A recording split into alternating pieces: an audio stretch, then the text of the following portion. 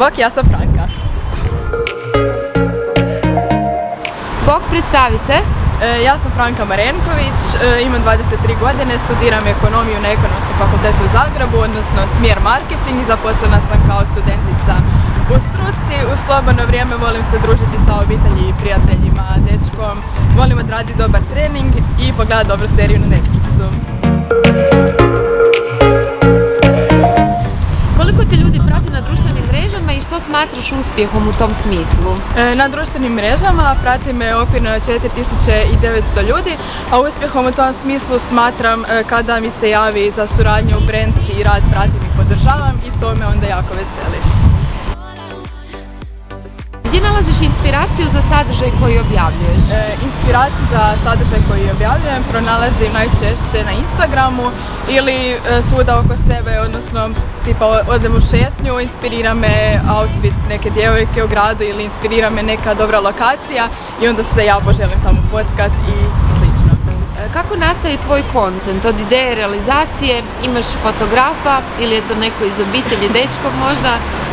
Pa moj kontent nastaje vrlo jednostavno i spontano, odnosno pronađem neku dobru lokaciju, šetam gradom i onda moram nagovarati da me slika, nekog nagovarati da me slika, odnosno kažem dečko slikaj me tu, kažem frendici i onda ih moram nagovarati, njima je već dosta fotkanja mene i to je to.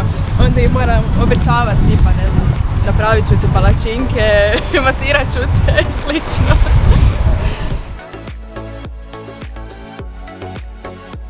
Kako obrađuješ svoje fotke i videe? Imaš neki savjet koji možeš podijeliti?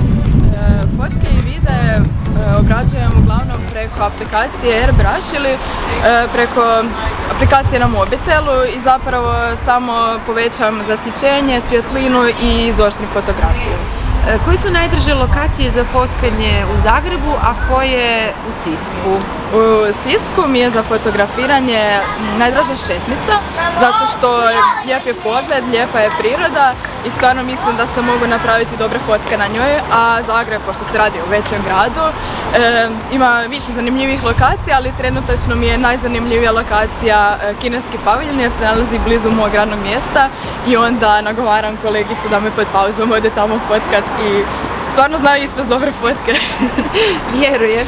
Koliko puta tjedno postaš? Sadržaj objavljujem jednom do dva put tjedno. Isto tako što se tiče storija, mogu objavljivati storije, desi se da objavim storije svaki dan za redom, tjedan dana i onda tjedan dana ništa ne objavim.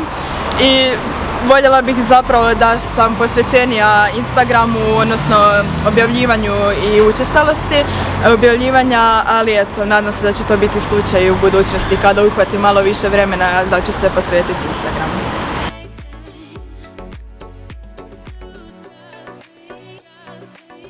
Smatraš li se utjecajnom osobom? Pa ne smatram se utjecajnom osobom, mogu se smatrati jedino utjecajnom u smislu kada mi se javljaju curke s pitanjima gdje sam kupila koji odjevni predmet ili su mi se znale javljati i curke za pitanje, odnosno da im dam savjet za određenu prigodu što odjenuti ili gdje mogu nabaviti određenu stvar tako što mi pošalju screenshot i pitaju me jel bi možda mogla, odnosno jel možda znaš gdje se može pronaći ta i ta stvar i slično. Koji je tvoj životni cilj i koliko je on vezan uz društvene mreže? Moj životni cilj je da budem sretna i zadovoljna u životu, da radim ono što volim i da u konačnici u budućnosti osnujem sretnu obitelj. A on se sastoji, znači taj veliki cilj od puno i manjih ciljeva, zapravo koji su put do tog jednog velikog, ali koliko on povezan sa društvenim mrežama, pa i nije toliko. Mislim, kako radim u marketingu i zapravo je to je moj posao koji planiram raditi u budućnosti, on je povezan sa društvenim mrežama, ali nema tolike poveznice sa mnom, odnosno kao Frankom i društvenim mrežama. Jednostavno idem kako idem, pa kud me odnese. Super, sretno. Hvala. I reci mi, znači posljednje pitanje, nešto o čem nismo razgovarale, što bi samu sebe pitala? Postavi se, znači pitanje, odgovori na njega naravno. Eto, što te veseli? Veseli me druženje sa obitelji, prijateljima, dečkom, psom, mačkom i htjela bih sve pozdraviti ovim putem i sve koji me gledaju. Eto.